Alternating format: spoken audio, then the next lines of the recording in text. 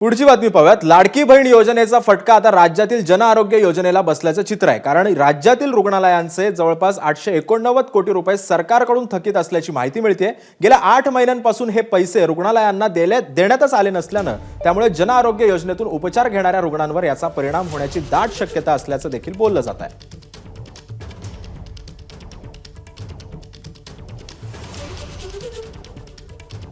जन आरोग्य योजनेअंतर्गत उपचार केल्यानंतर सरकारकडून रुग्णालयांना दिले जाणारे पैसे हे गेल्या 7 ते 8 महिन्यांपासून थकीत आहेत आणि हा जो आकडा आहे तो राज्यातील रुग्णालयांचा आकडा आणि त्याची जी थकीत आहे जवळपास 889 कोटी रुपये हे राज्यातील रुग्णालयांचे सरकारकडून थकीत आहेत आणि हे जवळपास 7 ते 8 महिन्यांपासून हे सगळे थकीत आहेत ते आपल्याला पाहायला मिळतात।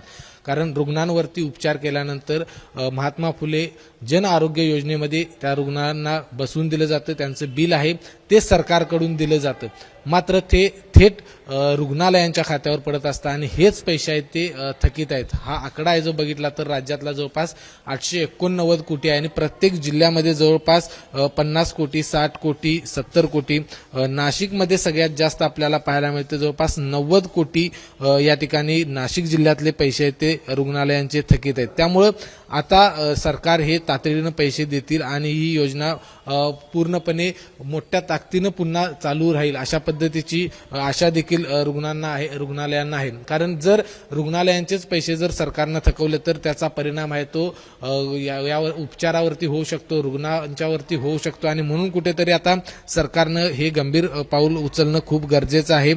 कोल्हापूर जिल्ह्याचं जर आपण बघितलं तर कोल्हापूर जिल्ह्यामध्ये जवळपास 53 कोटी आहेत ते थकीत आहेत, सांगलीमध्ये जवळपास 35 कोटी थकीत आहेत, साताऱ्यामध्ये 25 कोटी थकीत आहेत, सगळ्यात जास्त थकीत आहेत ते नाशिकमध्ये जवळपास 90 कोटी या ठिकाणी थकीत असलेलं आपल्याला पाहायला मिळतं।